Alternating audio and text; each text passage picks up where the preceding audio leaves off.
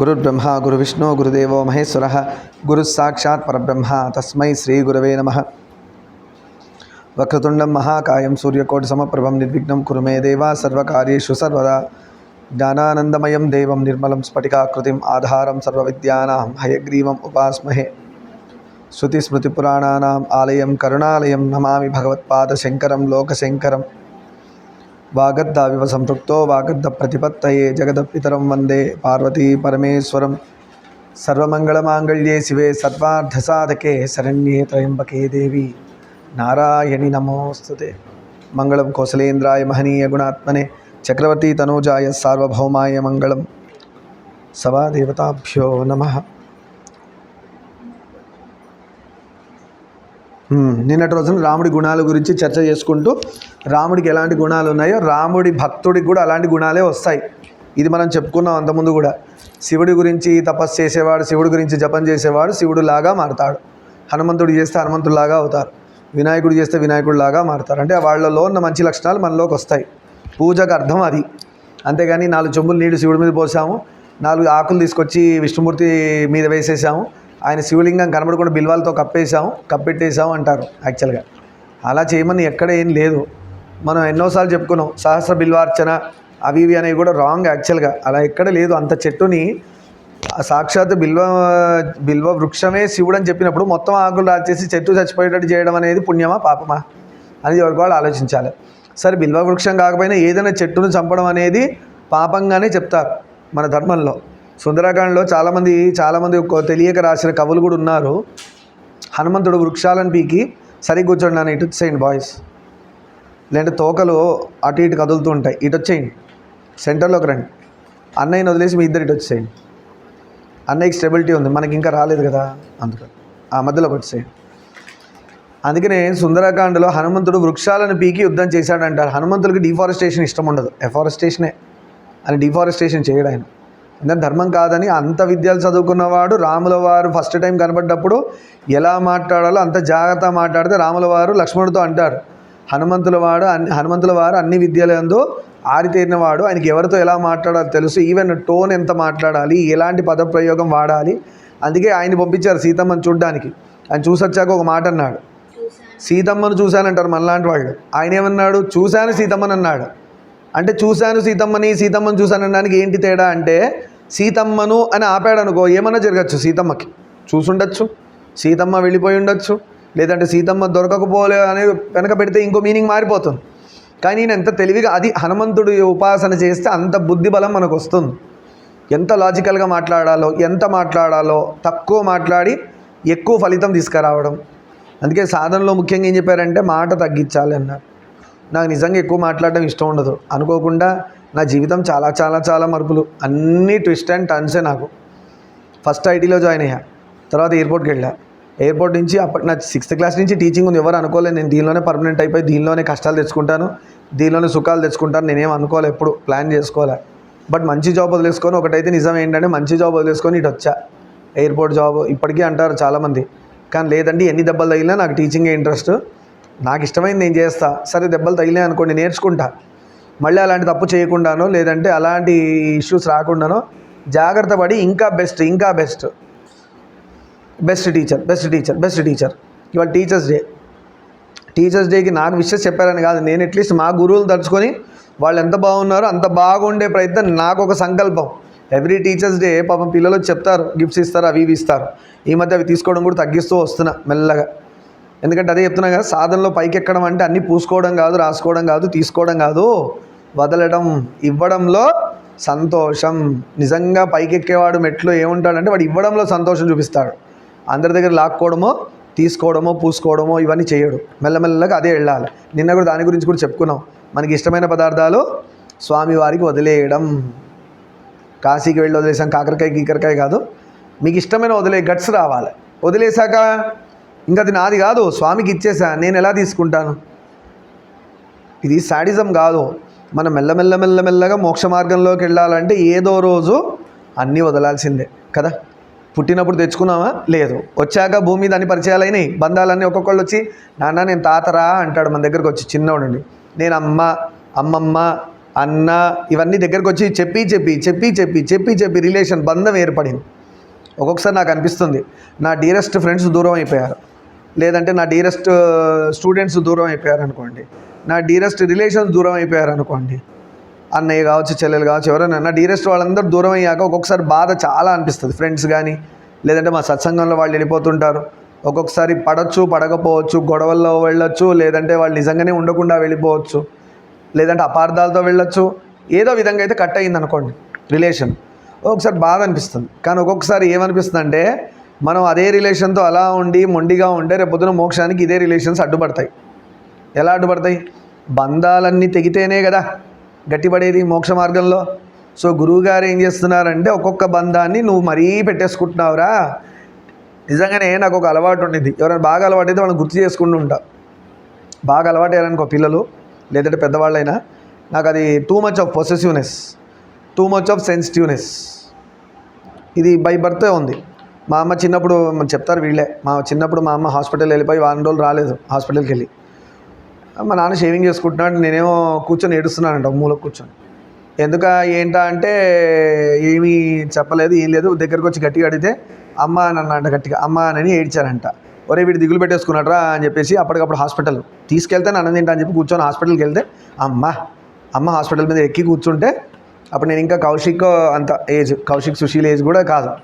And ఇంకోటి చిన్నప్పటి నన్ను లాడి చేసి పెంచారు. దానివల్ల ఏమైందంటే రిలేషన్స్కి టూ మచ్గా అటాచ్ అయిపోతా. ఇప్పుడు ఎవరైనా పిల్లలు బాగా అలవాటు అయ్యారనుకోండి, డుమ్మా కొడితే కోపం వస్తుంది, నెక్స్ట్ డే తిడతా. అది ఎందుకు వస్తుందో తెలియదు కానీ జనరల్గా న్యాచురల్గా అందరికీ ఉంటాయి కదా పాపం. వాడు కడుపు నొప్పి ఉంటుంది, తల నొప్పి ఉంటుంది, వాడు ఎక్కడో పోవాలి, ఏదో ఉంటాయి పాపం. ఈ లక్షణం చూడ్డానికి మనకి బాగుంది కదా అనిపిస్తుంది, కానీ సాధనలో అది డేంజర్. నేను కూర్చొని జపం చేసుకున్నాను అనుకో, పలానా పిల్లాడు గుర్తొచ్చో, పలానా అమ్మాయి గుర్తొచ్చో, నా స్టూడెంట్స్ రాలేదే, మా భార్య, మా పిల్లలు, మా తాత ముత్తాత. మా తాతయ్య వెళ్ళిపోయి చాలా సంవత్సరాలు అయింది, కానీ ఇప్పటికి కూడా నేను మా తాతయ్యని బాగా గుర్తు చేసుకుంటా. అంటే కొన్ని సంఘటనలు ఎలా చెప్తున్నా అంటే ఆ నేచర్ చూడడానికి మంచిగా అనిపిస్తుంది. ప్రాపంచికంగా అందరూ లైక్ చేయొచ్చు, కొంతమంది లైక్ చేయకపోవచ్చు. అటాచ్మెంట్ టూ మచ్గా పెట్టుకుంటా. మా తాతయ్య వెళ్ళిపోయి చాలా సంవత్సరాలు అయింది. విచిత్రం ఏంటంటే పెద్దవాళ్ళందరూ నాకు కొంచెం ఒక మోతాదు దేవుడు నాకు అదృష్టం మంచిగా ఇచ్చాడు ఫీలింగ్. ముసలి వాళ్ళు ఉంటారు కదా, ఓల్డ్ ఏజ్ వాళ్ళు ఎవరైనా కనబడితే వాళ్ళతో ఎక్కువ టైం స్పెండ్ చేయడానికి చూస్తా. రీజన్ ఏంటంటే వాళ్ళ ఎక్స్పీరియన్సెస్, వాళ్ళ నాలెడ్జ్ అవన్నీ బాగా ఇష్టం. ఒకసారి ఇలానే తానాక ఆఫీస్ నుంచి వస్తుంటే ఇవన్నీ మీకు ఎందుకు చెప్తానంటే ఈ లక్షణాలు మంచివే, కానీ దీనిలో మునిగి నాలాగా పాడవకూడదు. నేను నిజంగానే చాలా నేర్చుకున్నా. నా లక్షణాలే నాకు శత్రువులు అయిపోయినాయి.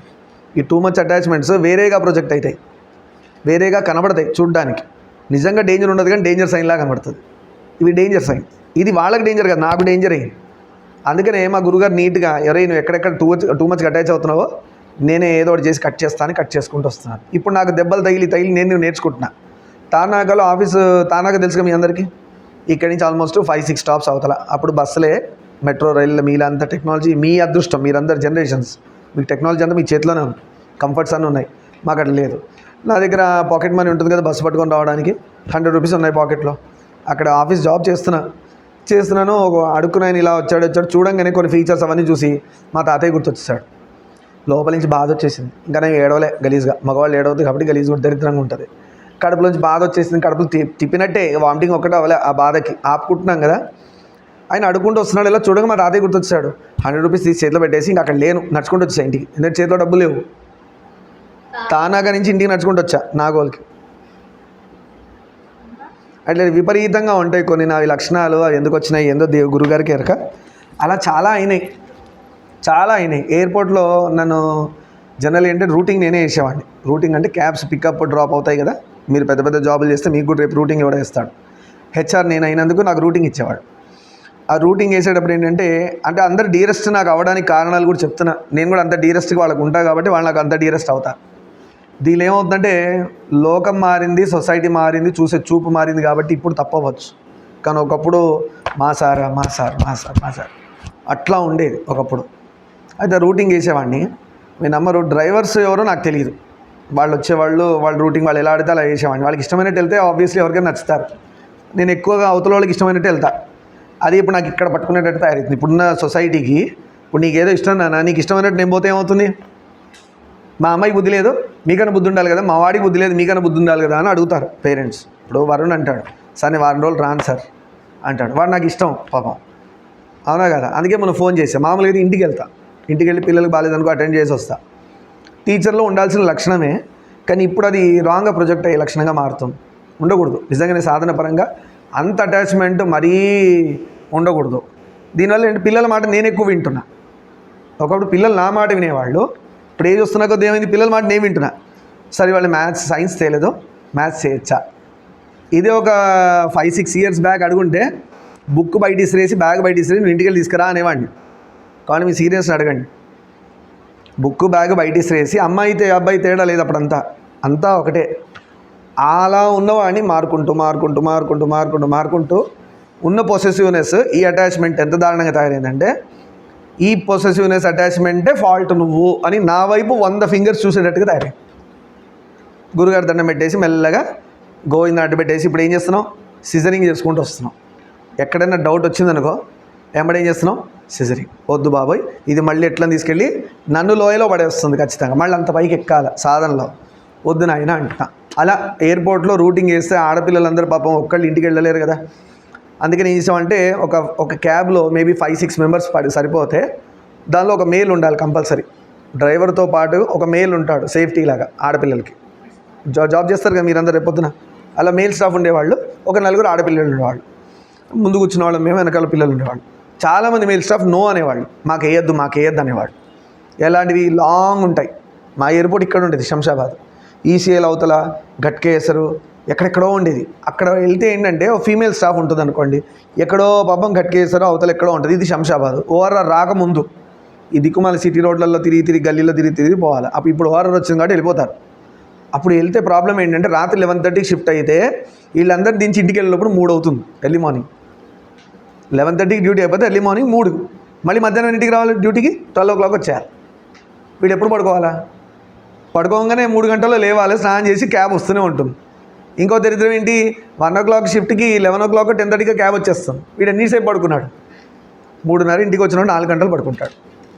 వాడు ఏం డ్యూటీ చేస్తాడు పోయి అక్కడ? అలా 5 days ఉండేది షిఫ్ట్. చాలామంది స్టాఫ్ ఏమనేవాళ్ళంటే అమ్మో ఆ రూట్ వేద్దన్నాడు. ఆ రూట్ నేను వేసుకోవాల్సి వచ్చేది బలవంతంగా. ఇంకా ఆప్షన్ లేదు, అలా వదులుతాం ఫీమేల్ స్టాఫ్ని, వదలలేము. నేను అక్కడ అప్పుడు ఈలు లేదు ఈసీఎల్లో. అలా కొంతమంది అటాచ్ అవుతారు. అలా డ్రైవర్స్ అటాచ్ అయిన వాళ్ళు ఉంటారు, భయ్యా ఓ రూట్ మధ్య అని. మీరు నమ్మరు, నా ఎంగేజ్మెంట్కి వాళ్ళుగా 8 సఫారీ కార్స్ వచ్చాయి నా ఎంగేజ్మెంట్కి. జయక్క వాళ్ళ సైడ్ అందరూ షాక్ అయ్యారు. 8 ఆల్మోస్ట్ వెహికల్స్. కొన్ని సఫారీ వచ్చినాయి, కొన్ని అప్పట్లో ఉన్న వెహికల్స్ ఏమున్నాయో అవి వచ్చినాయి. అంటే కొంచెం మంచి వెహికల్స్, టవేరా టైప్లో అప్పుడు ఏమి ఉన్నాయి అవి వచ్చినవన్నీ మన పెద్ద పెద్ద పైలట్స్ తీసుకెళ్ళి ఉంటాయి కదా ఆ ఏజెన్సీ వాళ్ళతో. అలాంటి డ్రైవర్స్, అది ఎయిర్పోర్ట్కి సంబంధం కాదు, నా మీద ఉన్న రెస్పెక్ట్తో వచ్చారు. అది అంతా ఎందుకు చెప్తున్నానంటే మనం సంపాదించుకుంటాం, కానీ తేనె బాగుంది అని నేను ఈగలాగా తేనెలో పడి చచ్చిపోకూడదు. ఇప్పుడు అదే డేంజర్ సైన్ చూపిస్తుంది. అటాచ్మెంట్ అందరి మీద ఉంటుంది. ఇంకొంతమంది డియరెస్ట్ అవుతారు, ఇంకొంత మేము కూడా డియరెస్ట్గానే ఉంటాం. ఇప్పుడు అవతల వాళ్ళు డియరెస్ట్ ఉండొచ్చు కానీ నేను ఉండకూడదని పెట్టుకొని వెళ్తున్నాను ఇప్పుడు. దానివల్లనే గొడవలు కారణాలన్నీ. సరే, ఇది ఎలా ఉంటుందంటే ప్రాబ్లమ్స్ వింటున్నా కొద్దీ బాధ అనిపిస్తూ ఉంటుంది. అర్థమైందా? ప్రాబ్లమ్స్ వింటున్నా కొద్దీ బాధ అనిపిస్తుంది. ఎవరికైనా ప్రాబ్లం అనగా నేనేమో ముందు వెళ్ళిపోతా. ఇలానే ఒకసారి హబ్సిగూడలో ఏమైందంటే జయక్క మంచి జెర్కిన్ కొనిచ్చింది నాకు, బ్లాక్ కలర్ది, మంచి చాలా స్ట్రాంగ్ ఉంది. అప్పట్లో 1200 1500 2007-8 ఆ టైంలో కొనిచ్చింది. అప్పుడు నాకు బండి ఉంది, అక్క ఫ్రెండే, అప్పటికి మ్యారేజ్ ఇవేం ఆలోచనలు ఏం లేవు, మంచి ఫ్రెండ్ అక్క. తానాక బస్ స్టాప్లో వెయిట్ చేస్తున్నాను. అక్క బస్ వచ్చాక ఎక్కించి నేను ఇంటికి వచ్చేసాను. అలాంటి ఫ్రెండ్ అంటే కేరింగ్గా. అక్కడ నిల్చున్నాం. నా ముందే ఒక లేడీ పాపం మురిగుంటలో కూర్చొని ఉంది. She out of consciousness. అంటే తను ఏం చేస్తుందనేది తనకు తెలియదు. అంటే పిచ్చోళ్ళు అంటాం కదా, తెలియదు. మనం వాళ్ళ యోగులో పిచ్చోళ్ళ మనకు తెలియదు. ఫుల్ ఒంటి నిండా దోమలు. ఆవిడ శారీ కూడా పాపం దారుణంగా కట్టుకుంది, ఏదో చుట్టుకుంది కానీ ఆమెకు తెలియదు, ఆమె బాడీ స్పృహనే లేదు. ఒంటి నిండా దోమలు ఇలా చూడంగా నాకు ఇలా జల్దరిచ్చేసేసి ఏం చేయాలి. అప్పటికి నా జరికిన నా దగ్గర ఉన్న దాంతో ఇట్లా దోమలు ఇసురుతున్నా. మనకు ఒక దోమ కుడితేనే మనం ఎంత ఫీల్ అయిపోతామో, అన్ని వేల దోమలు. ఆమెకంటే స్పృహ లేదు, నాకైతే బుద్ధి ఉంది కదా. ఆమెకంటే స్పృహ లేదు పాపం, ఓర్చుకుంటుందో ఏమో తెలియక పాపం ఓర్చుకుంటుందో. ఇట్లా దోమలు లేస్తున్నాయి ఆమె కదులుతుంటే, కడుపులో తిప్పేస్తుంది. ఇంకా నేను చూడలేకపోతాను, బాధ. లాభం లేదు, ఏదైనా చేయాలని చెప్పేసి తీసుకొని ఇస్తుతూనే ఉన్నా. అప్పటికి చేయకుండా ఫోన్లు ఏమో వాళ్ళకి ఏం తెలియదు, అది ఇదని అక్క పక్కన సలహా ఇస్తూనే ఉంది. ఇంకా లేవని జరికింది తీసేసి దగ్గరికి వెళ్ళి మొత్తం ఇలా చుట్టేసి కప్పేసేసి సరే ఇంక అక్కడి నుంచి ఉండలేకపోయా. ఇక నేను చేయగలిగింది అంతే కదా, అంతకంటే ఏం చేయలేము. పక్కన ఎవరైనా ఉంటే వాళ్ళని అడిగానమ్మా, ఎవరైనా ఉంటే తీసుకెళ్ళండి, లేదంటే నెంబర్ ఉంటే చెప్పి చేయండి. ఇలా పక్క బస్సు వచ్చింది, వెళ్ళిపోయింది. నేను ట్రై చేశాను, సరే వచ్చేసాను. నెక్స్ట్ డే ఆవిడ అక్కడ లేదు, ఎవరో వచ్చి తీసుకెళ్ళిపోయారు. అంబులెన్స్ వచ్చిందో మరి వాళ్ళకి ఓల్డ్ ఏజ్ హోమ్స్ ఏమి ఉంటాయి కదా, రెస్టింగ్ హోమ్స్, అక్కడ వాళ్ళు పట్టుకెళ్ళిపోయారు. నా జర్కిన్ అదే డ్రైనేజ్లో మురికిలో జర్కిన్ పోయినందుకు బాధపడట్లే.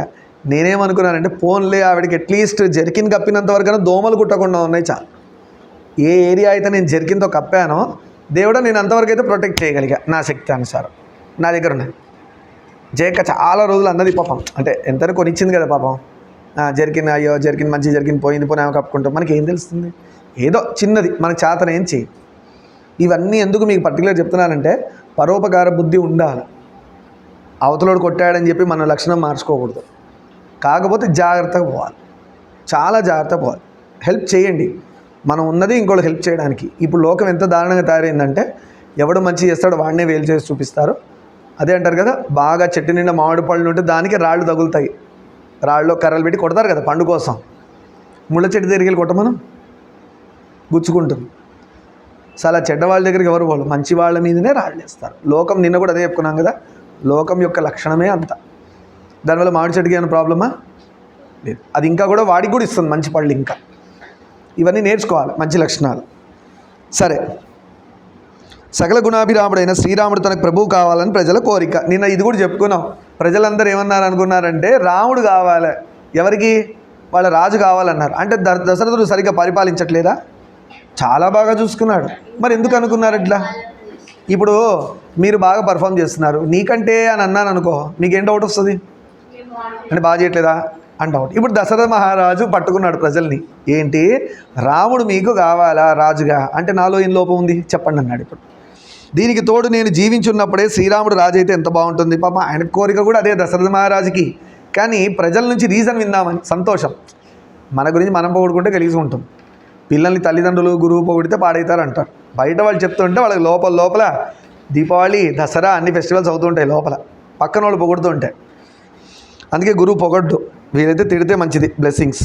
నేను ఎంతగానో సంతోషిస్తానో అంటే ప్రజలందరూ ఒప్పుకొని నేనుండగానే, అంటే దశరథ మహారాజుకి సిక్స్త్ సెన్స్ అనేది ఒకటి ఉంటుంది తెలుసా, సినిమా కాదు. ప్రతి మనిషికి పుట్టినప్పుడే సిక్స్త్ సెన్స్ అని ఒకటి ఉంటుంది. సెన్సే లేనివాడికి ఏముంటుంది sixth sense? Body present mind absent, అది సెన్స్లెస్ అంటూ కదా. మధ్యలో పిలుస్తుంటాయి, అమ్మా ఇక్కడ ఉన్నావా అని అడుగుతుంటాం, అబ్బా ఏమి ఉన్నావా లేదంటే అని అడుగుతుంటాం. సెన్సే లేనప్పుడు ఇంకా వాడి సిక్స్త్ సెన్స్ ఎట్లా పనిచేస్తుంది? నిజంగా మీరు సాధన చేసిన సాధన అంత పెద్ద మాటలు ఎందుకులే, ప్రతి మనిషికి సిక్స్త్ సెన్స్ ఉంటుంది, పనిచేస్తుంది. దేవుడు మనకి ఇచ్చిన అలారం సిస్టమ్. ఒక్కొక్కసారి వెళ్ళబుద్ధి కాదు, అమ్మో వెళ్ళాలా అనిపిస్తుంది, లేదంటే ఇంకేదో చెప్తూ ఉంటుంది మనకి, ఇక్కడ వెళ్తే ఏదో ప్రాబ్లం అనో, లేదంటే ఇది అవుతుంది అని ముందే తెలవడమనో. ఇవి మనం పెద్దగా గమనించాం. మనలో ఆ శక్తి ఉంది, మనం నమ్మం కాబట్టి అది పనిచేయట్లే. అవునా కదా? నీకు ఆకలిస్తుందని నువ్వు నమ్మితే తింటావు. ఇదేదో ఫీలింగ్ మంటలాంటి ఫీలింగ్ అంటే లోపల ఏం పెట్టుకుంటావు? అర్థమవుతుందా? ఇదేదో మంట అనిపిస్తుంది అంటున్నారు కానీ అది ఆకలి, నోట్లో వేసుకుంటే చల్లబడుతుంది అగ్ని అని తెలియకుండా ఏదో ఫీలింగ్ అంటే ఇంకెక్కువ యాసిడిటీ అయ్యి ఇంకో 10 నిమిషాలు అయితే కళ్ళు తిరిగి పడతాడు. అంటే మీకు తెలిసింది, ఎప్పుడు తెలిసింది? అమ్మ చెప్పింది, కయ్య అని ఏడ్చారు, కానీ ఈ అని నవ్వారు. అమ్మకి ఏమర్థమైంది? వీడికి ఆకలేసింది, దీనికి ఆకలేసింది, దీనికి ఉండలేదు, ఇది తినకుండా ఉండలేదు. విన్నారా మాటలు ఇలాంటివి వినబడుతుంటారు? ఇది అసలు ఉండలేదండి తినకుండా, వీడు అస్సలు ఉండలేడని. నేను ఆటైపోయి అస్సలు ఉండలేను, ఏదో ఒకటి టైంకి పడాల్సి పడాలి. మొండిగా ఉన్నానా? ఖచ్చితంగా ఉపవాసం ఉంటే ఉపవాసమే. ఇటుగాని అటుగాని ఉంటా కానీ మధ్య రకంలో ఉండను. Either horse or donkey, not mule. ఏది సెక్యులరిజం అనే పేరు మీద హిందూస్ అందరు ఉన్నట్టుగా, అటు క్రిస్టియన్ కాదు, అటు ముస్లిం కాదు, అటు హిందూ కాదు. వాడు ఏందో వాడికే తెలియదు పాపం. హిందూ అంటే ఇలా ఉండాలని అంటే అలా ఉండడు. పోనీ వాడు ముస్లిం అంటే ముస్లిం కాదు, క్రిస్టియన్ అంటే క్రిస్టియన్ కాదు, సర్దార్జీ అసలే కాదు, టర్బన్ లేదు, కిర్పాన్ లేదు. మరి వాడు ఏంటి? సెక్యులర్ అంటే ఏంటి? అటు ఇటు కాకుండా పోవడమా? ఏదో కాదో వాడేందో వాడికి తెలియక ఉండడమా సెక్యులర్ అంటే? ఇంకొకటి కూడా నేను అబ్జర్వ్ చేశాను, జనరల్గా సెక్యులరిజం అనే పేరు మీద మనము మన ఇండియా గురించి గొప్పగా చెప్పుకోవాలంటే ఏం చెప్తాం చెప్పండి? ఇండియా గురించి గొప్పగా చెప్పేటప్పుడు ఏం క్వాలిటీస్ చెప్తారు చెప్పండి? Very nice. అందరు బ్రదర్స్ అండ్ సిస్టర్స్, ఇండియా గురించి గొప్పతనాల్లో మీకేం తెలుసు? మనం రోజు ప్రేయర్ చేస్తాం కదా, అంటే ఏంటి అర్థం? సెక్యులర్ అంటే అర్థం ఏంది అసలు? అందరినీ మనం యాక్సెప్ట్ చేస్తాము, మరి ఎవరితో శత్రుత్వాలు లేవు, అందరం కలిసిమెలిసి ఉంటాం. We accept all religions, we enjoy all the festivals, ఇదే కదా అర్థం. కానీ ఇప్పుడు దౌర్భాగ్యం ఎట్లా ఏడ్చిందంటే అన్ని రిలీజన్స్, పంజాబ్ ఏం గుర్తొస్తుంది? వాళ్ళ డ్రెస్ స్టైలు, వాళ్ళ గురుద్వారా, బల్లె బల్లె డ్యాన్స్, డ్రెస్, కుర్తా పైజామా, ఇవి గుర్తొస్తున్నాయి లేదా?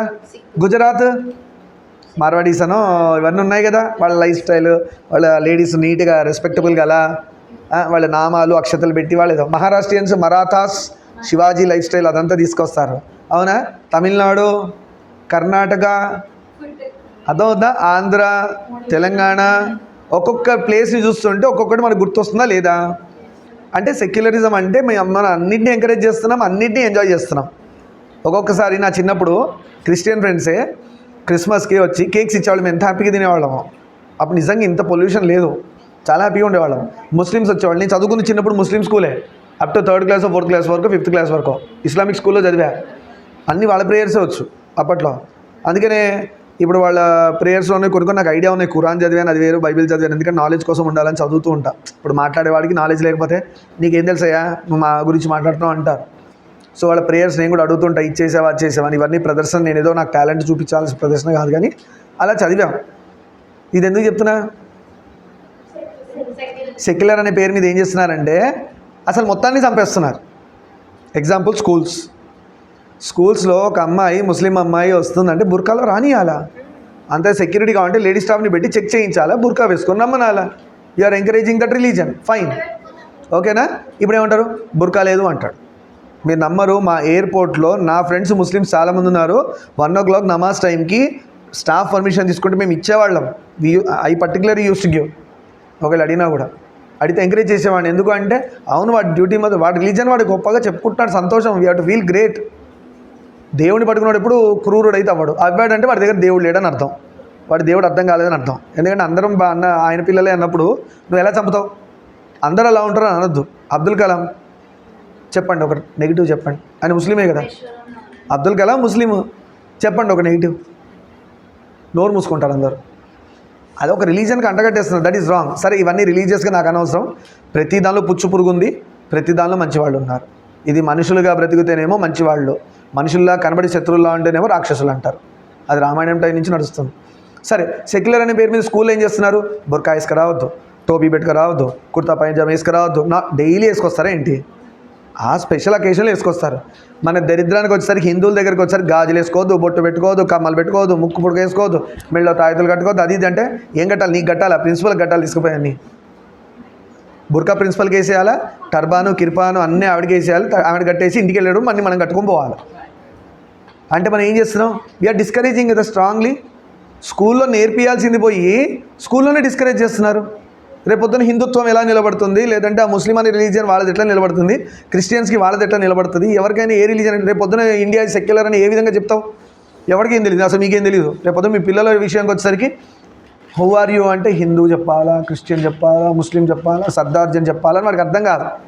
లేదు, ఒక బుర్కా వేసుకొని వస్తే ఈమె ముస్లిం అమ్మాయి, వాళ్ళ పద్ధతి ఇది. ఇట్లా వేసుకొని వస్తే మార్వాడీస్ లేదంటే కొంతమంది ఉన్న రిలీజన్ వాళ్ళు అలా వేసుకొస్తారు. ఇదే కదా పుస్తకాలు చదువుకుంది. అంటే పుస్తకాలేనా, ఇంకా ప్రాక్టికల్గా ఉండదా? దిక్కుమాల ఏమైంది, దరిద్రం ఏంటంటే సెక్యులర్ అని చెప్పి మొత్తాన్ని తుడిపేస్తున్నారు. నిర్మోమాటంగా మా గాజులు వేసుకరా, ఇగో హిందూ బ్రాహ్మణ అమ్మాయి ఇట్లా ఉంటుంది, హిందువులో క్షత్రియులు ఇలా ఉంటారు, లేదంటే హిందువుల్లో ఉన్న పలానా క్యాస్టో సబ్ క్యాస్ట్ వాళ్ళు ఇగో ఇలా ఉంటుంది, వాళ్ళ డ్రెస్సింగ్ స్టైల్ ఇలా ఉంటుంది.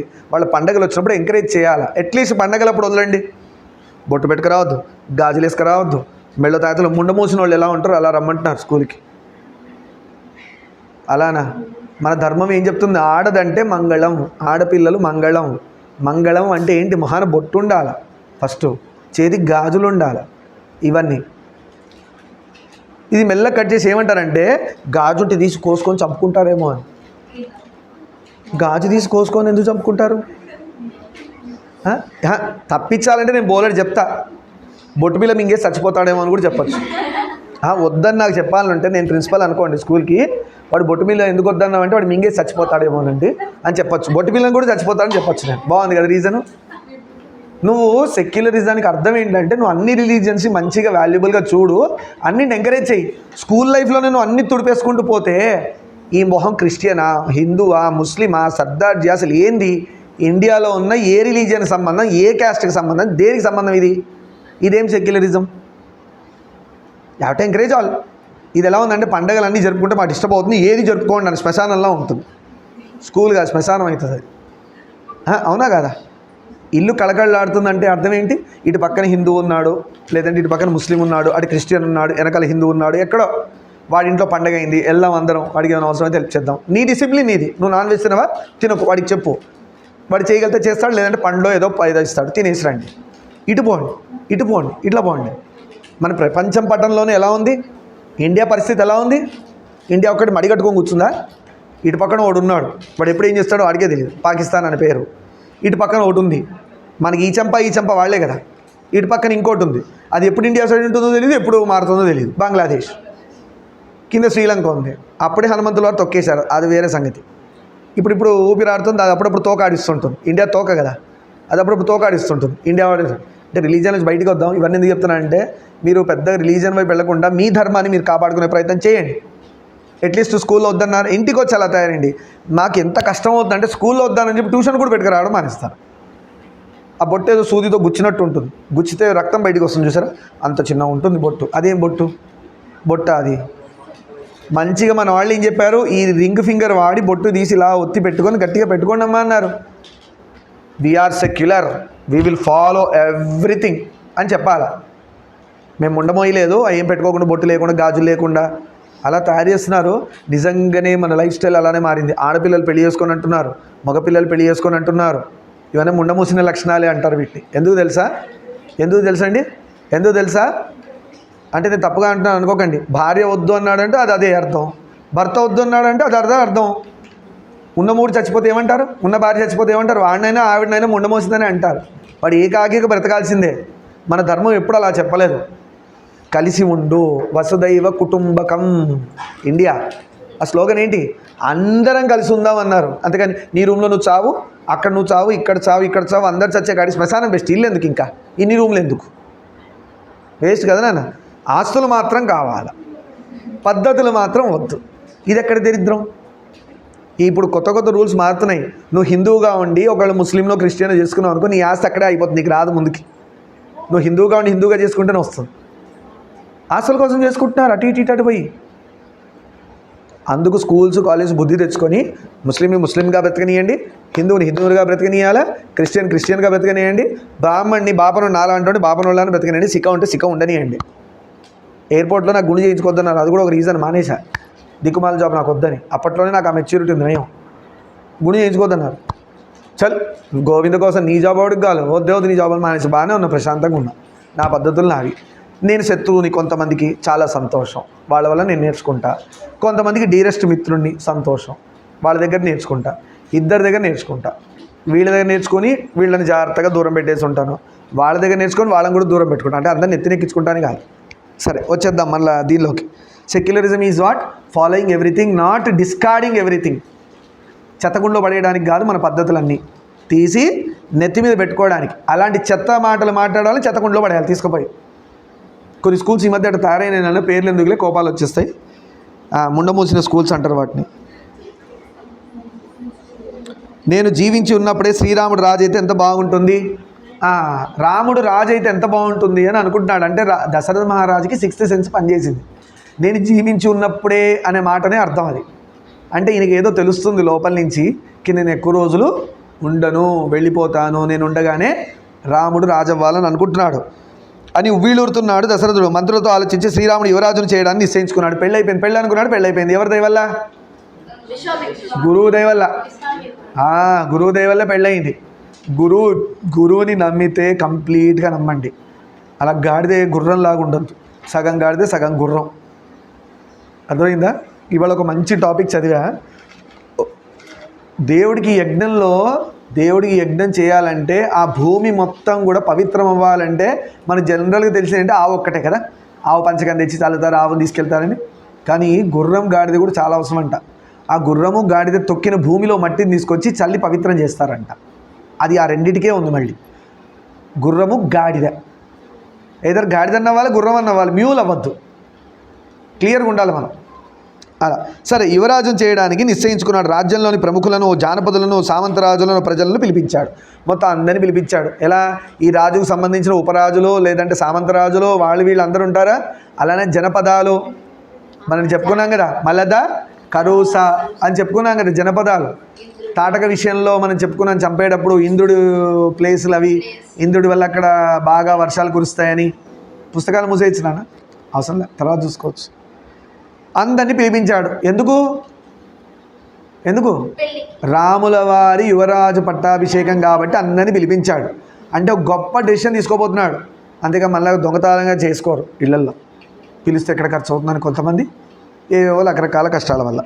శ్రీరాముడు యువరాజు పట్టాభిషేక విషయాన్ని వెల్లడించాడు. అందరి ముందు అనౌన్స్ చేశాడు. మా రాముడిని రాజు చేద్దాం అనుకుంటున్నాను అన్నాడు. ఎవరు మాకు గుర్తుందా? జనక మహారాజు అంటారా? దశరథ మహారాజు. ఇది అందుకు నచ్చినట్లయితే అందరికీ నచ్చినట్లయితే అనుమతించమన్నాడు. ఇది పాలించడం అంటే. అంతేగాని నేను సీఎం, తర్వాత నా కొడుకు సీఎం, నా మనోడు ఇప్పటి నుంచే ప్లాన్ వేసి స్కెచ్ చేసి లాక్కుంటే ఇప్పటి నుంచే వాడు కూడా సీఎం అనే ఆలోచనలో ఉండి వాడు వెధవ లక్షణాలు డెవలప్ చేసుకుంటాడు ఇప్పటి నుంచి. ఎందుకంటే ఆల్రెడీ చూశాడుగా, పైన ఆల్రెడీ చూశారు ఏం చేస్తున్నాడు. చిన్నప్పటి నుంచే నేర్చుకుంటాడు. ఇంకా స్ట్రాంగ్గా వెధవ తయారవడానికి స్కోప్. అందుకే కదా మోడీ గవర్నమెంట్, బీజేపీ గవర్నమెంట్ ఏమంటుందంటే వంశపారంపరమైన రాజకీయాలు వద్దంటుంది. రీజన్ అదే. వాడి ఫ్యామిలీని చూసుకుంటూ ఉంటాడు. 10 కోట్లు, నెక్స్ట్ వాడు 20 కోట్లు సంపాదించాలా, నెక్స్ట్ వాడు 30 కోట్లు. తాత నువ్వు 20, నేను 40 చేస్తా అంటాడు వాడు. ఎందుకు ఆ దరిద్రం మనకి? ఎందుకు వేరే వాళ్ళకి లేదా సీను? రాజకీయంలో వేరే వాళ్ళు లేరా? నిజంగా అప్పుడు భగత్ సింగ్ లేదంటే అబ్దుల్ కలామో లేదంటే సర్దార్ పటేలో, సుభాష్ చంద్రబోస్ వీళ్ళందరూ పిల్లల్ని కూర్చోబెట్టేసేసి ఎవరైనా నేను వెళ్ళిపోతాను నువ్వు పరిపాలించాను అనలేకనా? అటల్ బిహారీ వాజ్పేయి, సరోజిని నాయుడు లేకనా? ఈ దరిద్రాలు పేర్లు వాడద్దు కానీ కొంతమంది దరిద్రం వల్ల ఈ దరిద్రం పట్టుకుంది ఇండియాకి. వాళ్ళ వల్లే ఆ వంశ రాజకీయం అంతా అందుకనే వచ్చింది. అర్థమైందా? అలాంటి రాజకీయాల జోలికి పోవద్దు, మనకు అనవసరం. ఎవడికి సత్తా ఉంది, ఎవడు ఇండియాని బాగా పరిపాలించడో అలాంటి వాడికి ఓటు హక్కు. రేపొద్దున మీకు 18 ఏళ్ళు వచ్చాక 2000 ఇచ్చారు నోటేయద్దు, మందుబాటులో పులిహార ఇచ్చారని అంటే రేపొద్దున నీ బ్రతికే పులిహార అయిపోతుంది. పులిహార పిసుకుంటూ కూర్చోవాలి. ఎందుకంటే వాడు వచ్చి నీ నెత్తి మీద కాలు పెడతాడు. నీకు 2000 ఇచ్చినాడు ఎంత తింటున్నాడు చూడు, అది ఎవరి డబ్బు? నీ డబ్బే. ఎందుకు ఇస్తున్నావు, ఎందుకు తీసుకుంటున్నావు? దిక్కుమాల నీ పులిహార పాట మందు ప్యాకెటో లేదంటే బండిలో పెట్రోల్ కొట్టించడం కోసం దిక్కుమాల ఓటేస్తావు. పోతే పోయింది. పులిహార నువ్వు ఇంట్లో చేసుకోలేవా? చేసుకోలేవా? అంత అడుక్కునేవాడివే నువ్వు. బండి పెట్రోల్ కొట్టిస్తారని చెప్తారు కొంతమంది పిల్లలు, నాకు చెప్తుంటారు కదా, బాధ అనిపిస్తుంది. అరే యూత్ నుంచి ఇట్లా పాడైపోతున్నారు. రేపొద్దున how can you be a great citizen of India? రేపొద్దున వాడిని తీసుకెళ్ళి పిఎంఓ సీఎంఓ చేశారనుకోండి, వాడు రాష్ట్రాన్ని ఎక్కడ అమెరికాకో పాకిస్తాన్కో తాకట్టు పెట్టి పరిపాలిస్తాడు. కొన్ని స్టోరీస్ చదువుతుంటా, ఇవి గ్రేట్ లీడర్స్ది. సుభాష్ చంద్రబోస్ కింద ఒక ఆవిడ ఉండేదంట. ఆవిడ ఆజాద్ హిందూ ఫౌజ్లో జాయిన్ అయ్యారు. ఆవిడ మీరు మెల్లగా యూట్యూబ్లో వస్తుంది మీ దగ్గరకు కూడా. ఆ ఛానల్ పర్టికులర్ సబ్స్క్రైబ్ చేసి వింటున్నా. ఆవిడ ఎంత గట్స్ ఉన్న లేడీ అంటే, వాళ్ళ ఆయనేమో బ్రిటిష్ అధికారి కింద పనిచేసేవాడంట. ఆవిడేమో సుభాష్ చంద్రబోస్ కింద వర్క్ చేసేది. నేవీలో, ఇండియన్ నేషనల్ ఆర్మీ ఉంది కదా, INAలో పనిచేసేది. చేస్తుంటే వాళ్ళ ఆయన సుభాష్ చంద్రబోస్ని ఒకరోజు, బ్రిటిష్ వాళ్ళు అంటే ఆబ్వియస్లీ సుభాష్ చంద్రబోస్ని అటాక్ చేస్తారు. ఎందుకంటే ఈయనేమో జపాన్ నుంచి సపోర్ట్ తీసుకొచ్చి ఇండియాలో ఉన్న బ్రిటిషర్స్ వెళ్ళకూడదామని, ఇండియా ఫ్రీడమ్ రావడానికి. గాంధీజీ మహానుభావులందరూ ఇటు నుంచి బ్రిటిష్ని తీసుకొచ్చి వాళ్ళని పోషించి వాళ్ళని పంపించి ఏదో రిక్వెస్ట్ చేసి పంపించి వీళ్ళ ప్లాన్ వీళ్ళది ఉంది. వీళ్ళ గొడవలు ఏమో ఉన్నాయి, అవి బయటికి రావద్దు, కొన్ని మాట్లాడద్దు కూడా, క్లియర్గా చెప్పచ్చు. అలాంటి వాళ్ళ ఆయనే సుభాష్ చంద్రబోస్ని కాల్చబోతాడు. ఈవిడ గురువుగా ఫీల్ అవుతుంది కదా సుభాష్ చంద్రబోస్ని. కాలవపోతే ఆయన తప్పించుకుంటాడు, సుభాష్ చంద్రబోస్ తగలదు. ఆ రోజు రాత్రి కత్తి తీసి వాళ్ళ ఆయనే చంపేసింది. ఎవరి కోసం? దేశం కోసం. అప్పట్లో అలాంటి ప్యాట్రియట్స్ ఉన్నారు. ఇలాంటి ఆవిడ దొరికింది బ్రిటిషర్స్కి. దొరికితే సుభాష్ చంద్రబోస్ అడ్రస్ ఎక్కడుందో చెప్పు అన్నారు. చెప్పలేదు. ఎక్కడున్నాడు ఎక్కడంటే, ఇగో నా గుండెలో ఇక్కడ ఉన్నాడు అని చెప్పిందంట ఆవిడ. ఇక్కడ ఉన్నాడా అని చెప్పేసి ఈ పార్ట్ మొత్తం లేడీది కట్ చేసేసారు, ఇట్లా పట్టి కోసేశారు. ఆవిడ ఇలా ఉందని చూపించిందని ఈ పార్ట్ మొత్తం కోసారు. కొన్ని విధాలు చెప్పలేము మేము, మీకు అర్థం చేసుకోవాలంతే. ఒక లేడీకి అలా నేను ఎప్పోర్చుకుంటుంది కానీ సుభాష్ చంద్రబోస్ ఎక్కడ ఉన్నాడో చెప్పలేదు. అలా చచ్చిపోయింది ఆవిడ. ఇంత కష్టపడితే వచ్చింది.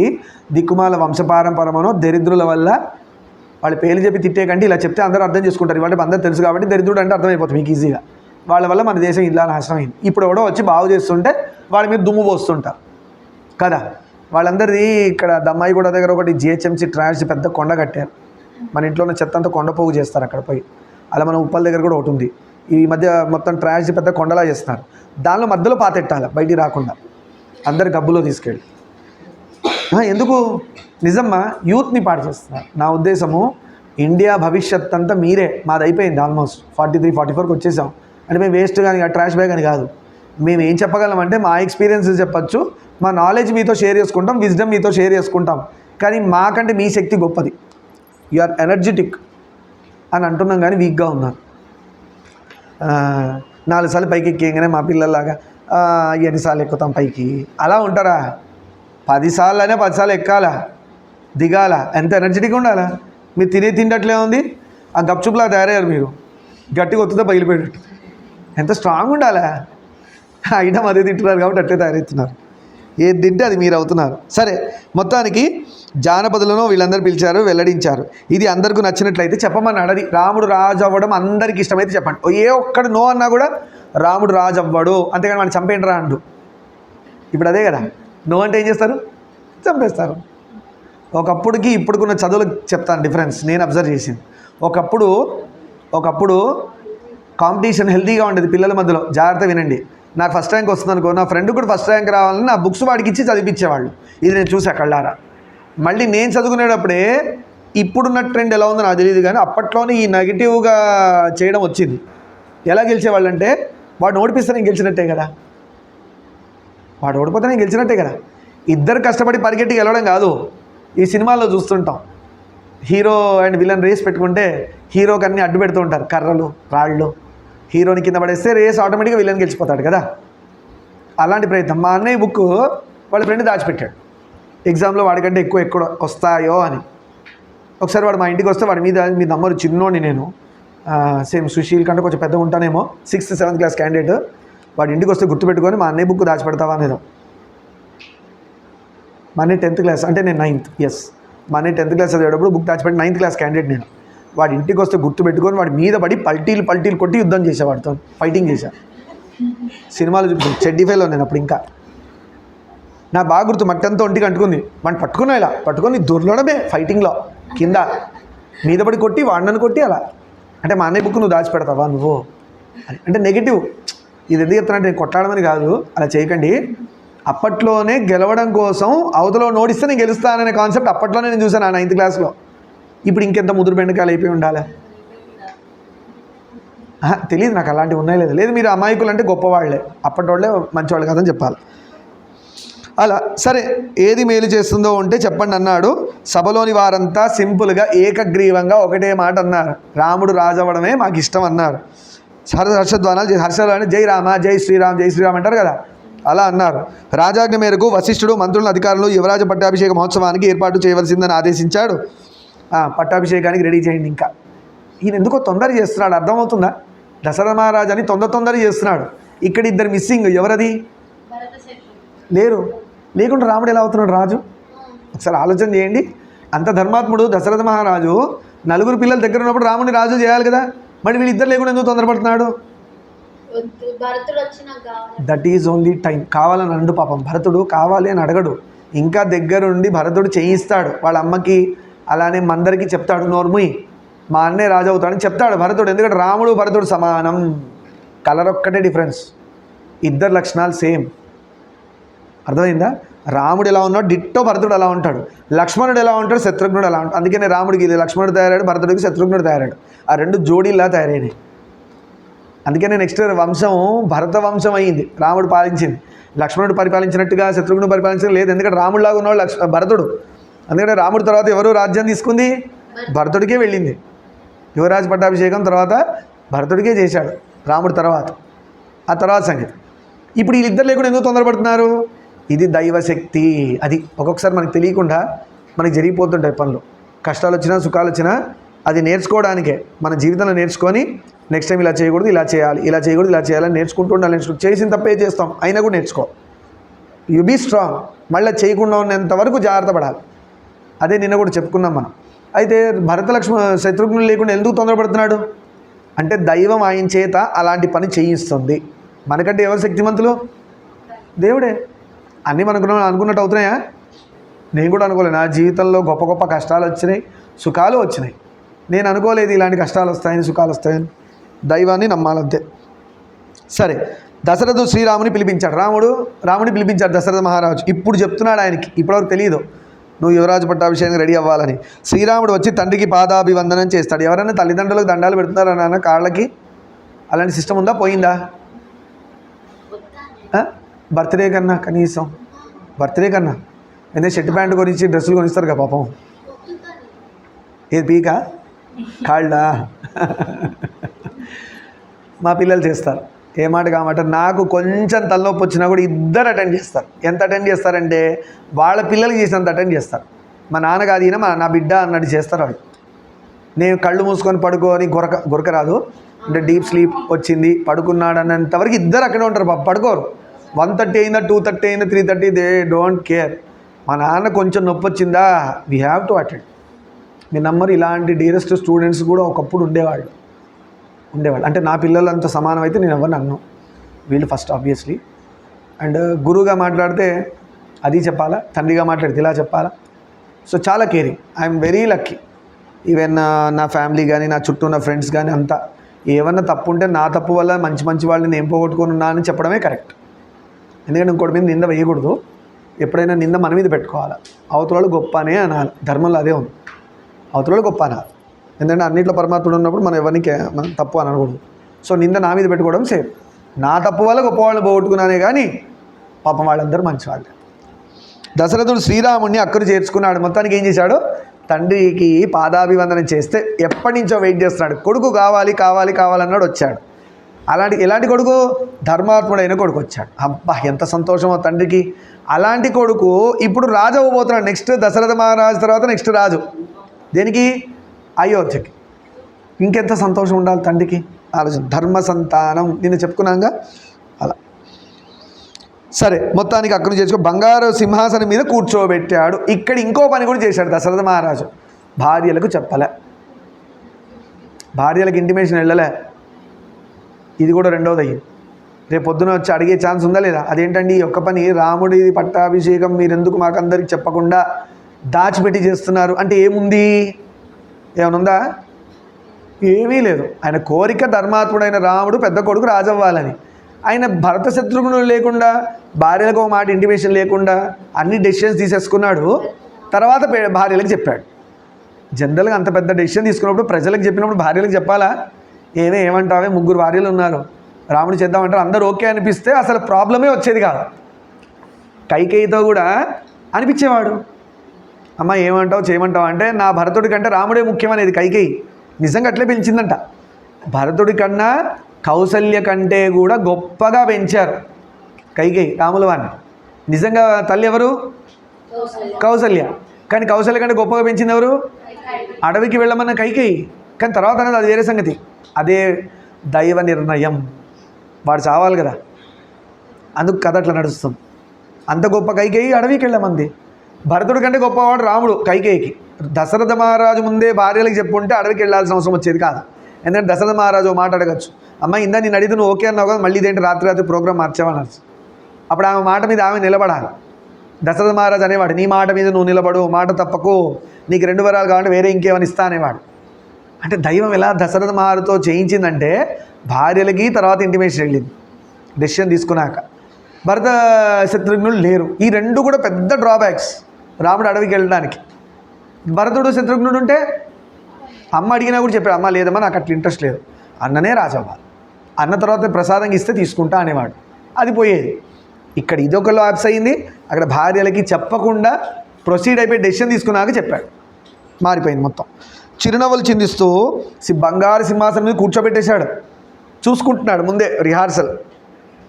నిజంగా ఒక మాట చెప్పాలంటే దైవం దశరథ మహారాజు పట్ల ఒక ఇంత పాజిటివ్గానే రియాక్ట్ అయిందని చెప్పాలి. ఎందుకంటే దశరథ మహారాజు వెళ్ళిపోతాడు, తర్వాత ప్రాణం వదిలేస్తాడు, ఓకేనా. తర్వాత రాముడు రాజు అవుతాడు. కానీ అప్పటి దశరథ మహారాజు లేడు కదా, అదేదో రిహార్సల్ చూడాలి కదా, తండ్రికి ఉంటుంది కదా కోరిక. అలాంటి కోరిక ఇలా తీర్చాడేమో అనుకోవచ్చు మనం. దశరథ మహారాజు మీద దైవానికి కూడా ప్రేమ ఎక్కువ ఉండొచ్చు. ఎందుకు? దేవతల పట్ల రాక్షసుల పట్ల ధర్మం వైపు ఎన్నోసార్లు యుద్ధం చేశాడు. ఆ రిహార్సల్గా ఈయనకి ఏదో ఒకసారి రాముడిని బంగారు సింహాసనం మీద కూర్చోబెట్టి అలా యువరాజుగా చూసుకున్నాడు. పట్టాభిషేకం అయింది అదంతా తర్వాత సంగతి, ఆయన వెళ్ళిపోయాక అయింది. నిజంగా అయితే రాముడికి దశరథ మహారాజు ఉన్నప్పుడు ఏమీ అవ్వలే, ఆయన వెళ్ళిపోయాక చేశాడు పట్టాభిషేకం అంతా. ఇది భరతుడి దగ్గర నుండి చేయించాడు తర్వాత తల్లిని నింద చేసి, అంటే తప్పుపట్టి. సరే, చిరునవ్వులు చిందిస్తూ అంటున్నాడు, రామ నీ సుగుణాలతో ప్రజలను మెప్పించావు, నీకున్న మంచి లక్షణాలతో మొత్తం ప్రజలు ఏకగ్రీవంగా రాముడే రాజు, వేరే నో అనేది వినబడలే. ఇది రావాలి. మేము కూడా ఒక్కొక్కసారి అనుకుంటుంటాం, మాకు కూడా రాముడి లక్షణాలు, రాముడితో చేస్తారు, అందరు ఎవరిని అడిగినా బెస్ట్ టీచర్ అనాలి, అలా ప్రవర్తించాలో మేము కూడా అనుకుంటాం. కానీ మా మీద కూడా రాళ్ళు పడుతూ ఉంటాయి. ఎందుకు పడతాయి? అది వాళ్ళ ఇష్టం కదా, రాళ్ళు వేద్దని మనం చెప్పలేం కదా. రాళ్ళు వేసే లక్షణం వాళ్ళకుంటే వాళ్ళ ఇష్టం అది. కనుక నీవు యువరాజు పట్టాభిషేకం చేసుకోవాలి, నీ బాధ్యత పెరుగుతున్నది. నాయనా రామ, ఇప్పుడు నా పెద్ద కొడుకు కాదు నువ్వు, నీకు రాజ్యంలో ఉన్న అందరికీ నువ్వు తండ్రివి, ఇంతమంది బిడ్డలు నీకు, ఎలా నీకు ముందు పుట్టబోయే పిల్లలు ఎలా ఉన్నారు వాళ్ళతో సమానంగా ప్రజల్ని చూడాలి అని. ఇందా నేను చెప్పినట్టుగా ఫాదర్ అయినందుకు ఇటు గురువుగా మాట్లాడితే అందరూ నా బిడ్డలే అన్నట్టుగా. మరింత వినయవంతుడివి కావాలి, ఇంకా వినయంగా ఉండాలి. అంటే వినయం అంటే ఏంటి? అవతలోడు ఇబ్బంది పట్టుకో వచ్చాడు అనుకుని దగ్గర ఉండవా ఎప్పుడు నీకోవాలా రేపు అటెండ్ చేస్తాను, అదేం ప్రాబ్లమో దగ్గరుండి అటెండ్ చేసి దాన్ని సొల్యూషన్ ఇచ్చి ఓపిక్గా 100 కంప్లైంట్లు ఉంటే 100 కంప్లైంట్లు అటెండ్ చేయాలి ఓపిక్గా. అందుకని చాలా అలసిపోయాను, విల్ సీ టుమారో అని అనొద్దు. రాముడికి వినయం పెంచుకోమని దశరథ మహారాజు చెప్తున్నాడు. అంటే నాయన నువ్వు ఆల్రెడీ బాగున్నావు, ఇంకా బాగుండాలి, ప్రభు అవుతున్నావు కాబట్టి. జితేంద్రుడి కావాలి, నీ ఇంద్రియాల మీద నీకు కంట్రోల్ ఉండాలి.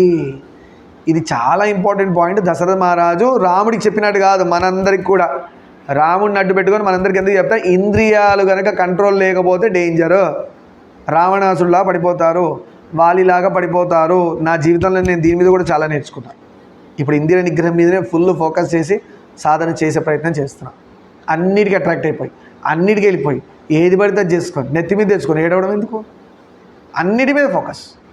నిన్న తిన్నావుగా పానీపూరి, ఇవాళ తినకపోతే చచ్చిపోతావా? 4 రోజుల తర్వాత పెట్టుకోవాలి ప్రోగ్రామ్. లాగేస్తుంది, నా కంట్రోల్ లేకుండా వెళ్ళిపోతున్నాను, పూనకం వచ్చినట్టు పానీపూరి చూడంగానే కార్ చేస్తున్నాను, తినకపోతే ఉండలేను, వర్షం పడంగానే వేడిగా మిర్చి తినాలా, కారం వేస్తే కూల్ డ్రింక్ తాగాల. అంటే మీకు చెప్పండి, నా లక్షణాలు చెప్తున్నా నేను. ఇవన్నీ చూడండి అని తినద్దు అన్నట్టు. అయ్యో పాప మీరు పిల్లలు కదా మీరు తినండి, కానీ అది మిమ్మల్ని రూల్ చేయొద్దు. నేను అనేది ఒకటే, your desires, your wants should not rule you. అవి కనుక రూల్ చేసాయనుకోండి, అప్పుల్లో పడతారు, కష్టాల్లో పడతారు, ఆఖరి కింద పడతారు, లేవడం కష్టం. అప్పులతోనే చచ్చిపోయిన వాళ్ళు చాలామంది ఉన్నారు. వాళ్ళకు వచ్చిన కోరికల వల్ల అన్యాయంగా ఇరుక్కుపోయి చచ్చిపోయిన వాళ్ళు ఉన్నారు, అంటే జీవితంలో పడిపోయిన వాళ్ళు ఉన్నారు, చాలామంది ఉన్నారు. అందుకనే మీరు దాన్ని చూడండి, మన ధర్మంలో ఉంటుందా అంతే. రాముడు ఎలా చెప్పాడు, ఏకపత్ని వ్రతుణ్ణి అని చెప్పాడు. ఆ ధర్మంలో ఉన్నాడు ఆయన. రాజుగా ఎలా డీల్ చేశాడు, సీతమ్మని అగ్నిప్రవేశం చేయమన్నాడు. నా డీరెస్ట్ సీత, పర్లేదు అవసరం లేదు అగ్నిప్రవేశం అని అన్నాడా? చేయమన్నాడు, అందరి ముందు చేయమన్నాడు. సాక్షాత్ అగ్నిదేవుడు తెచ్చి ఏమన్నాడు, అమ్మవారి స్పర్శ నాకైనందుకు నేను పవిత్రునయ్యానన్నాడు అగ్నిదేవుడు. అది రాముడు అందరికి చూపించాలనుకున్నాడు. సీతమ్మ అంటే ఎంత ధర్మాత్మురాలో, పాతివ్రత్యంలో ఎలాంటి వాడంటే సాక్షాత్ సర్టిఫికేషన్ అగ్నిదేవుడు ఇచ్చాడు అంటున్నాడు. అగ్ని కాల్చలేకపోయింది. అగ్ని ఇంకేమన్నది, అమ్మవారి స్పర్శ వల్ల, తల్లి స్పర్శ వల్ల బిడ్డని నేను గొప్పవాడిని, ఇంకా పవిత్రునయ్యానని చెప్పాడు. ప్యూరిటీ వచ్చిందన్నాడు. అంటూ రాజధర్మాన్ని నూరిపోశాడు. తండ్రి వద్ద సెలవు తీసుకొని తల్లి అయిన కౌశల్య దగ్గరికి వచ్చాడు శ్రీరాముడు. కౌశల్య దగ్గరికి వచ్చాడు. ఇప్పుడు తల్లికి చెప్పాడు, ఇలా అనుకుంటున్నారు నాన్న డెసిషన్ అని. ఆశీర్వచనం తీసుకోవాలి కదా. నిజంగా మీరు ఎగ్జామ్కి వెళ్ళేటప్పుడు మీ అమ్మ నాన్న ఆశీర్వచనం తీసుకొని వెళ్ళండి.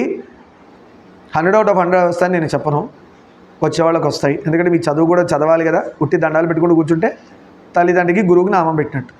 ఉట్టి దండాలతో ఏం కాదు నాన్న, మీరు కష్టపడాలి, ఆశీర్వచనం కూడా ఉండాలి. 50-50. 50% ఈజ్ యువర్ హార్డ్ వర్క్, 50% సగం బుక్ చదవమని కాదు, మొత్తం బుక్ తరోగా కంప్లీట్ చేసింది మీ 50% హార్డ్ వర్క్. దీనికి బ్లెస్సింగ్స్ కూడా 50% ఉంటే 100% మార్క్స్ వస్తాయి. అర్థమైందా? అలా నేను బుక్ మొత్తం చదివాను కదా, 50% ఎందుకంటారు, 100% అవ్వాలి కదా. తల్లిదండ్రి బ్లెస్సింగ్ లేకుండా నేను 100 మార్క్స్ తెచ్చుకోలేనా అంటే చెప్పడం కష్టం. ఎందుకు కష్టం అంటే, ఇది చెప్తే ఎలా ఉంటుందని శాడిజం అంటారు. వెళ్తూ యాక్సిడెంట్ అయ్యి ఎగ్జామ్ రాయకపోవచ్చు, జ్వరం వచ్చి ఆగిపోవచ్చు, ఎగ్జామ్ సెంటర్లో కాపీ కొట్టారు మీ పేపర్ తీసుకోవచ్చు. అంటే ఆశీర్వచనాలు తీసుకోవడం అందరూ ఇలా అవుతున్నారని చెప్పలేము. మీరు ఇలా కూడా అడుగుతారు కదా, తల్లిదండ్రి ఆశీర్వచనం తీసుకోకపోతే ఏంటి నన్ను కాపీ కొట్టారని చెప్పి డిబార్ చేస్తారా? అంటే అమ్మ నాన్న ఆశీర్వాదం తీసుకోవడం యాక్సిడెంట్ అయిపోతుందా, నాకు జ్వరాలు వచ్చేస్తాయా అని అడిగేవాళ్ళు ఉన్నారు. ఇంకో విధంగా చెప్పాలంటే అలా చేయకుండా వెళ్ళిన వాడు పూర్వజన్మ పుణ్యం వల్ల తల్లిదండ్రులకు దండం పెట్టకుండా వెళ్ళినా కూడా 100 out of 100 వస్తుందని చెప్పడం ఈజీ. పూర్వజన్మ వాడితో తీసుకున్నాడు పుణ్యం, నిర్మోహమాటంగా అవును అని చెప్పాలి. తల్లిదండ్రుల ఆశీర్వచనం లేకుండా ఎగ్జామ్ పెట్టంటే వాడికి నెగిటివే అని చెప్పాలి ధర్మం ప్రకారం. అయితే గురువుది కూడా కలుపుకోండి. ఇవాళ గురువు లాస్ట్ కాబట్టి లాస్ట్ చెప్తాను, స్టార్ట్ చేస్తున్నాను నేను కూడా. నాకైతే గురువు ఫస్ట్. తండ్రి వద్ద సెలవు తీసుకొని తల్లి అయిన కౌశల్య దగ్గరికి వెళ్ళి ఆశీర్వచనాలు తీసుకున్నాడు. వశిష్ఠుని ఆదేశం మేరకు పట్టాభిషేకంగా అనువుగా సీతారాములు ఉపవాస దీక్షను గైకొన్నారు. ఉపవాస దీక్ష, రేపు పట్టాభిషేకం అనగానే రాత్రి నుంచి ఉపవాసంలో ఉంటారు. ఎందుకలా? ధర్మం ఎందుకు అలా చెప్పింది? ఏదన్నా రేపు వ్రతం ఉందంటే ఇవాళ రాత్రి ఎందుకు ఉపవాసం ఉండమన్నారు? అసలు అలాంటిది ఉందో ఒకటి తెలుసా? రేపు ఇంట్లో పూజలు ఉంటే అమ్మా నాన్న, మీరు కాదు, మీరు పెళ్ళయ్యాక మీరు అలా ఫాలో అవ్వాలి. రేపు పొద్దున మీరు మ్యారేజ్ అయ్యాక ఇంట్లో వ్రతం రేపు ఉందంటే ఇవాళ రాత్రి తినకూడదు. ఎందుకో తెలుసా? ఇవాళ పొద్దున్న తినేది రేపు పొద్దున వచ్చేస్తుంది. ఇవాళ తినేది ఎప్పుడు వస్తుంది? నిన్న పొద్దున్న తినేది రేపు పొద్దున వచ్చేస్తుంది కడుపులోంచి బయటికి. ఇవాళ సాయంత్రం తినేది ఎప్పుడు వస్తుంది? ఎల్లుండి పొద్దున వస్తుంది. ఆ దరిద్రం లోపల ఉందిగా, పెట్టుకొని పూజ చేసావా? ఎక్కడైతుంది పవిత్రం? అంత డెప్త్లో ఆలోచిస్తారు. అలా కాకుండా ఇంకోటి కూడా ఏం చెప్పచ్చు అంటే, అందుకే ముందు రోజు తినరు, ఇంద్రియాలు కంట్రోల్లో ఉంటాయి. ఎప్పుడైతే తిండిని నువ్వు తగ్గిస్తావో ఇంద్రియాలు కంట్రోల్లోకి వస్తాయి. అందుకే సాధకులు వాళ్ళందరూ ఫస్ట్ డైట్ కంట్రోల్లో పెడతారు, అడ్డదిడ్డం అన్నీ తొయ్యరు. ఒక సాధన చేసేవాడు ఇవి తినకూడదు, ఇవి తినాలి, ఇవి చేయకూడదు, ఇలా ఉండాలి. ఒక డిసిప్లిన్ ఉంది ఫుడ్లో. అది చేస్తే ఇంద్రియాలు మన కంట్రోల్లో ఉంటాయి. ఇంద్రియాలు కంట్రోల్లో అంటే దేవుడి మీద దృష్టి ఉంటుంది. ఇంద్రియాలు మన కంట్రోల్లో లేవనుకో, ఇంద్రియాలు దేవుడి మీద దృష్టి ఎట్లా ఉంటుందన్నా? ఉండదు. ఏ స్మెల్ వచ్చినా అటు వెళ్ళిపోతుంది, చూసినా అటు వెళ్ళిపోతుంది, తగిలినా అటు వెళ్ళిపోతుంది. అవునా కాదా? మనకున్న మనస్సు అడ్డదిడ్డంగా పిచ్చి కుక్కలా తిరుగుతుంటుంది, ఎక్కడ పడితే అక్కడ. దానికి అడ్రస్ లేదు, ఎటు పడితే అటు పోతుంటుంది. అందుకనే ముందు రోజున తినకూడదు అనేది రీజన్ రెండు. ఒకటి పవిత్రంగా ఉండడానికి, ఒకటి శారీరకంగా పవిత్రంగా ఉంటాం. ఈ ఎక్స్క్రీషన్ అనేది ఆగిపోతుంది బాడీలో. అన్ని గబ్బు బయటికే కదా పొద్దున ఫ్యాక్టరీ, జిహెచ్ఎంసీ ఫ్యాక్టరీ పొద్దున ఓపెన్ అవుతుంది. నోరు నుంచి గబ్బే అంతా. ఇదంతా గబ్బు కొంచెం తగ్గుతుంది, దేవుడి పూజకి బుద్ధిగా ఉంటాము. రెండోది ఆవలింతలు రావు. ఆవలింతలు వస్తే స్నానం చేయమంటారు అసలు తెలుసా? ఇప్పుడు ఆలోచించండి, అప్పటి రూల్స్ ఎంత బాగున్నాయి, ఎంత స్ట్రిక్ట్గా ఉన్నాయి. ఇప్పుడు చేసే పూజలు అసలు అంటాడు, ఓం కేశవాయ నారాయణ స్వామి అంటాడు, హత్యం తగ్గుతాడు. ఆ దేవుడి మీద పడ్డదా వాడి మీద పడ్డదా తెలియదు, నారాయణ స్వామి మాధవ గోవిందా అంటాడు. తుమ్మినా స్నానం చేయాలి, ఆవలింతలు వచ్చినా స్నానం చేయాలి, దగ్గినా స్నానం చేసి పూజకు కూర్చోవాలి. పూజ మధ్యలో అయినా కూడా ధర్మం ఇదే చెప్పింది. పూజ మధ్యలో తుమ్మారా, చచ్చినట్టు పోయి స్నానం చేసి వచ్చి ఆచమనం చేసి మళ్ళీ పూజ స్టార్ట్ చేయాలి. దగ్గినా అంతే, ఆవలింత వచ్చినా అంతే. ఇప్పుడు చెప్పండి ఎంతమంది కరెక్ట్ పూజలు చేస్తున్నాం? తీర్థయాత్రలకి తిరుపతి, కాశీ వెళ్తే కూడా ముందు రోజు రాత్రి తినకూడదు పోవాలి. మనం ఏం చేస్తాం? దిగంగానే తిరుమలలో వాడు ఫుడ్ స్టాల్ సూపర్ పెట్టాడు రా హోటలు, స్వామివారి గుడి ముందే. మీరు పొద్దున్నే దిగంగానే హోటల్ రూమ్కి వెళ్ళి స్నానాలు చేసేసి మంచి టిఫిన్ 4 ప్లేట్లు లాగిచ్చి స్వామివారి దర్శనానికి పోయినారు. పోయింది అక్కడే తుస్ మొత్తం. 4 ప్లేట్లు తిన్నాడుగా, 4 వాయిలు వేసుకున్నాడు లోపలికి, ఇంకేం దర్శనం? ఉన్నంతసేపు ఓం కాదు ఆమ్ అంటుంటాడు వాడు. ఆవలింతలు వస్తూ ఉంటాయి. ఆవలింత రాగానే అలా పోయి స్నానం చేసిరా, అప్పుడే వినాలి పురాణం. ఆవలింతలు వచ్చినాయి, ఇంకేం తిరుమల స్వామి దర్శనం చెప్పండి? ఇలా మాట్లాడుకుంటూ వెళ్తే మన దర్శనాలు అవుతాయి? అసలు పూజలు చేస్తారా? అందుకనే మన ధర్మం ఏం చెప్పింది? నాయన అలా అయినప్పుడు నీళ్ళు తీసుకొని కనీసం నెత్తి మీద పుండరీకాక్ష. ఏం చేస్తాం? ధర్మమే మన కోసం మారిపోతుంది పాపం. మనుషుల్ని మార్చడం పోయి ధర్మమే పాపం మన కోసం ఈజీ అవుతుంది. కానీ నిజమైన అప్పటి యోగులు, సాధువులు, మా గురువుగారు, వాళ్ళ గురువుగారు, మా గురువుగారు, ఇప్పటికున్న సాధకులు, వాళ్ళు ఆవలింత వస్తే లేచి స్నానం చేసే వస్తున్నారు. అంతేగాని పుండరీకాక్ష అని ఓకే అయితే ఏం చేయట్లా. Short cuts they will not follow. అందుకే దైవం వాళ్ళ మాట వింటుంది, మన మాట వినట్లేదా అని దిక్కుమాల క్వశ్చన్ అడగండి. మనసులో ప్యూరిటీ ఉంటే ప్రహ్లాదుడు ఏం చేయకపోయినా కూడా ఓం నమో నారాయణాయ అంటే అంత ఉగ్ర రూపంతో వచ్చాడు ఆయన కాపాడడానికి. అంత మనసులో పెట్టుకొని వచ్చాడు. ఎంత మనసులో పెట్టుకొని వచ్చాడు? చీమ ప్రహ్లాదుడు కుట్టినప్పటి నుంచి ఆయన మనసులో పెట్టుకున్నాడు. హిరణ్యకశిపుడు అనే చీమ కుట్టింది కదా, అప్పటి నుంచి గుర్తుపెట్టుకున్నాడు మొత్తం. అదంతా లాస్ట్లో చూపించాడు ఆయనకి. నా భక్తుడిని ఇంత, నీ కొడుకు తర్వాత సంగతి, వాడు నా కొడుకు అని డీల్ చేశాడు ఆయన, నా భక్తుడు అని. అంత గుర్తుపెట్టుకుంటాడు భగవంతుడు. ధర్మాన్ని అంత స్ట్రిక్ట్గా ఫాలో అవ్వాలి. సరే, ఇద్దరు ఏం చేశారు? ఉపవాస దీక్షను తీసుకున్నారు. అందుకు సీతారాములు కూడా వాళ్ళు మనసు పవిత్రం, ఇంద్రియాలు కంట్రోల్లో ఉండడానికి, అలానే శరీరం కూడా ప్యూర్గా ఉండడం కోసం వాళ్ళు ఉపవాస దీక్ష తీసుకున్నారు. గ్రహణం ఆదివారం రాత్రి 10:30కి స్టార్ట్, మండే ఎర్లీ మార్నింగ్ 1:30 వరకు ఉంది. దానికి రేపటి మధ్యాహ్నం నుంచే తినకూడదు. రేపు మధ్యాహ్నం 1:32 కల్లా అందరూ తినేసేయాలి. అర్థమైందా? మైల అంటారు. ఇంట్లో చచ్చిపోయినప్పుడు మైల ఎలా వస్తుంది, అలా గ్రహణం వచ్చినప్పుడు ఏంటంటే ప్రపంచానికి మొత్తానికి మైల పడుతుంది. ఎక్కడెక్కడ షాడో ఉందో అక్కడ. అలానే చెప్పాలి దాన్ని. అప్పుడు ఎలా తింటారు ఇంట్లో? అలా శవం పెట్టుకుని ఇక్కడ భోజనాలు బాగున్నాయిరా, గారెలు వడలని తింటారా? తిన్నారు కదా, బాధలో ఉంటారు కదా. అలా చంద్రుడిని మింగి వెళ్ళేది గ్రహణకాలం మైల కిందికి ఉంటుంది. అందుకని పూజలు అన్నీ ప్లస్ ఉన్నవన్నీ ఆపేస్తారు. Only 2 allowed. జపం చేసుకోవచ్చు, హోమాలు చేసుకోవచ్చు. హోమం అంటే కూడా ముందే అన్నీ రెడీ చేసి పెట్టుకుంటారు. గ్రహణకాలం నుంచి స్వాహా చేస్తూ ఉంటారు దేవతలకు శక్తి. ఎందుకంటే గ్రహణకాలంలో దేవతల శక్తి తగ్గిపోతుంది, రాక్షసుల శక్తి పెరుగుతుంది. అప్పుడు దేవతల శక్తి తగ్గిందంటే ఆ శక్తి ఎవరు ఇవ్వాలా? మనుషులు మనం ఇవ్వాలి. మన నుంచి అంటే దేవతల శక్తి మనకు ట్రాన్స్ఫర్ అయింది. అందుకే మనం వారికి మళ్ళీ శక్తిని రిటర్న్ ఇవ్వాలి. గ్రహణకాలంలో వీలైనంత వరకు బలం విష్ణోహ ప్రవర్ధతాం. ఇది గుర్తుపెట్టుకోండి అందరూ. బలం విష్ణోహ ప్రవర్ధతాం. ఇది గ్రహణమనే కాదు, జీవితంలో ఎప్పుడు అంటూ ఉండాలి. బలం విష్ణోహ ప్రవర్ధతాం అని ఎప్పుడు. అమ్మ రికార్డ్ అవుతుందా?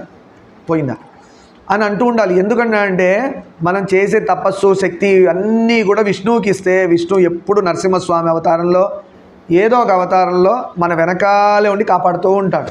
ఎందుకు? కంట్రోలర్ ఎవరు? విష్ణువు. క్రియేటర్ ఎవరు? బ్రహ్మ. డెస్ట్రాయర్ ఎవరు? శివ. సో మనం పవర్ కంట్రోలర్కి ఇస్తే ఏం చేస్తాడు? సరి బాగా కంట్రోల్ అవుతుంది, మళ్ళీ బాగా చూసుకుంటారు, ప్రపంచాన్ని బాగా చూసుకుంటారు. బలం విష్ణోహ ప్రవర్ధత. ఆ గ్రహణం టైము అందరూ జాగ్రత్తగా మీ రాశులు మీకు తెలుసా? ఆ తర్వాత టాపిక్ మాట్లాడదాం. రామాయణాలు ఇవన్నీ వద్దు కానీ ఇది పురాణం. ఇక్కడికి శుభం పలుకుదాం. సర్వం శివమామేశ్వర పాదారవిందార్పణమస్తు. లోకాన్ సమస్తాన్ సుఖినో భవంతు. శాంతి శాంతి శాంతి.